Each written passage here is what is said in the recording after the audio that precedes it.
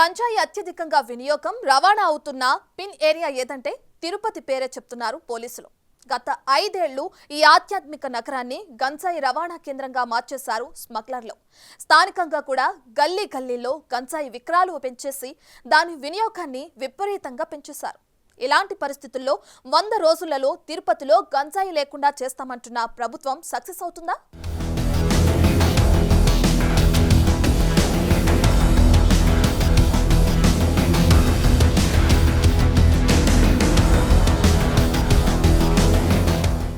గత 5 సంవత్సరాల కాలంలో గంజాయి అక్రమదందా పెరిగిన ప్రాంతాలలో ఉమ్మడి చిత్తూరు జిల్లా ఒకటి. 2 రాష్ట్రాల సరిహద్దుల్లో ఉండడంతో పాటు విద్యా సంస్థలు, యాత్రికులు టార్గెట్గా గంజాయి అక్రమదందా విపరీతంగా పెరిగింది. చివరకు తిరుమలలో సైతం గంజాయి పట్టుబడిందంటే పరిస్థితి అర్థం చేసుకోవచ్చు.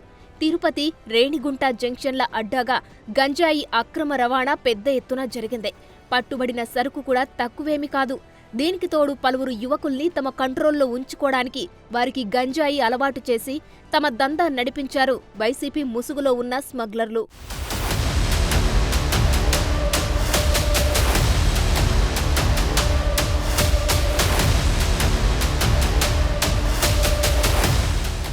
నారా లోకేష్ యువగళం పాదయాత్ర తిరుపతి, చంద్రగిరి నియోజకవర్గాలలో సాగుతున్నప్పుడు చంద్రగిరి ఉన్నత పాఠశాల ఆవరణలో గంజాయి పట్టుబడింది.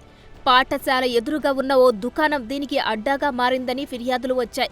అప్పట్లో వైసీపీ నాయకుడే ఈ దందా నిర్వహిస్తున్న ఆరోపణలు వెల్లువెత్తాయి. దీనిపైన నారా లోకేష్ విమర్శలు గుప్పించినప్పుడు అప్పటి ఎస్పీ పరమేశ్వర్ రెడ్డి ఏకంగా లోకేష్కు హితవు పలుకుతూ పక్తూ రాజకీయ నాయకుడిలాగా వార్నింగ్ సైతం ఇవ్వడం గమనార్హం.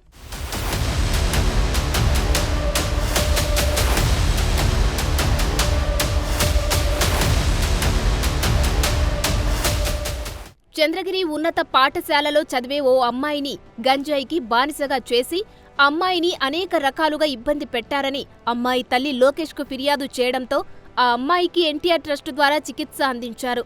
ఇలాంటి ఘటనలు అనేకం జిల్లాలో జరిగాయి. మరోవైపు పెద్ద ఎత్తున గంజాయి జిల్లాలోకి దిగుమతి అవ్వడమే కాకుండా గల్లీ గల్లీలో అమ్మకాలు సాగించే టీంలు తయారయ్యాయి. తిరుమలలో అయితే కొంతమంది తట్టల పేరుతో వ్యాపారాలు చేస్తున్నవారు గంజాయి అమ్మకాలు సాగిస్తున్నారంట.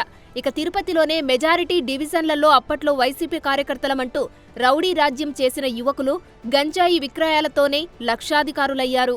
విద్యా సంస్థల టార్గెట్గా గంజాయి అమ్మకాలు సాగించారు. తెలుగు రాష్ట్రాలలో హైదరాబాద్ తర్వాత అనేక విద్యా సంస్థలు ఉన్న ప్రాంతం తిరుపతి. యూనివర్సిటీలు 5, ఉన్నత విద్యా సంస్థలు 2, త్రిబుల్ ఐటీలు 2, పాకశాస్త్ర యూనివర్సిటీ, మెడికల్ కాలేజీలు 5 ఉన్నాయి. ఇక పాలిటెక్నిక్, ఇంటర్ కాలేజీలకు లెక్కే లేదు. ఈ విధంగా సుమారు 75,000 మందికి పైగా విద్యార్థులు తిరుపతి చుట్టుపక్కల ఉంటారు. వీరిని టార్గెట్ చేసుకుని అమ్మకాలు సాగించారు గంజాయి స్మగ్లర్లు. వారిని మత్తుకు బానిసలు చేయడానికి కూడా గ్రూపులు ఏర్పాటు చేశారు.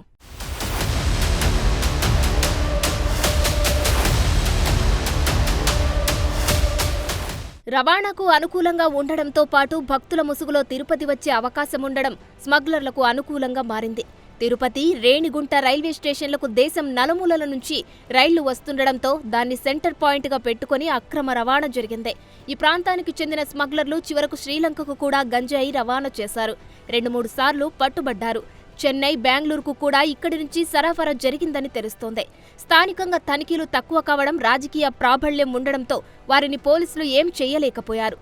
దానికి తోడు నిఘా విభాగంలో సైతం తమ అనుకూలమైన వారిని ఉంచుకోవడంతో వారు తమపై అధికారుల కంటే రాజకీయ బాసులకు ముందు సమాచారం ఇచ్చి తర్వాత తమ పోలీస్ బాసులకు సమాచారం పంపేవారట.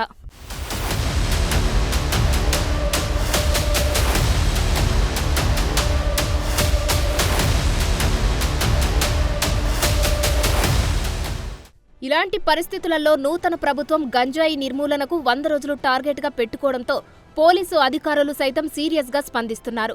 తిరుపతిలో రాత్రి నిఘా పెరిగింది. దాంతోపాటు కాలేజీల వద్ద కూడా నిఘా పెంచారు. రాత్రులు గుంపులుగా ఉన్న బ్యాచ్లను పోలీసులు అదుపులోకి తీసుకుని కౌన్సిలింగ్ ఇస్తున్నారు. గతంలో రౌడీయిజం చేసిన బ్యాచ్ కౌంటింగ్ తర్వాత అజ్ఞాతంలోకి వెళ్లిపోయింది. వారి కోసం పోలీసులు సెర్చింగ్ మొదలుపెట్టారు.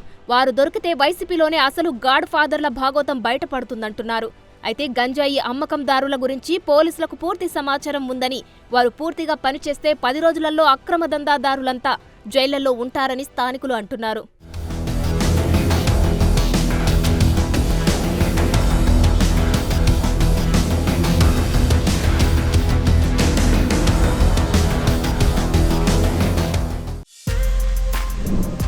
For more videos like this, subscribe Big TV channel.